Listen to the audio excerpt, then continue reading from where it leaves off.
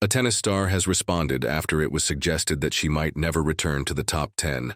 Tennis star Maria Sakkari has hit back after her dramatic fall down the world rankings was discussed on social media. The Greek player, who was once the world number 3, has dropped outside of the top 80 after a difficult year. Sakkari reached the semifinals of the French Open and US Open in 2021. She then rose as high as number 3 in the WTA rankings in March 2022 and became the first Greek top 5 player. However, her form and a series of injuries since then have seen her ranking spiral. Sakkari is now number 64 in the world. One tennis fan account on X pointed out Sakkari's tumble down the rankings after the 29-year-old was beaten by Qin Wenjing in the second round of the Charleston Open. They predicted that she would not return to the top 10. Christian Skort wrote, "Maria Sakkari will fall outside the top 80 now with this loss to Qinwen in Charleston. Hard to imagine her returning to the top 10 TBH. However, Sakkari, who does not post often on X, took exception to that view.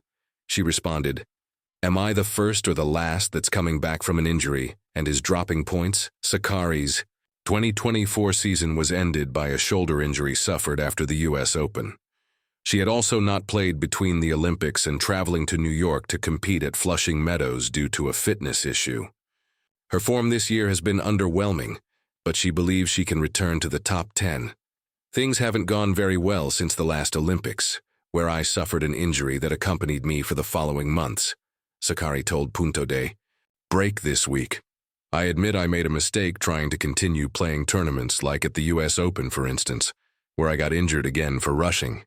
In the end, the smartest thing was to take a breath, take a break from the circuit, and not return until the next season. It was a good decision to step back a bit from tennis, but my ranking has suffered for it, so now I have to face tougher draws. I believe a lot in my abilities. I'm convinced I can return to where I was. I just need time.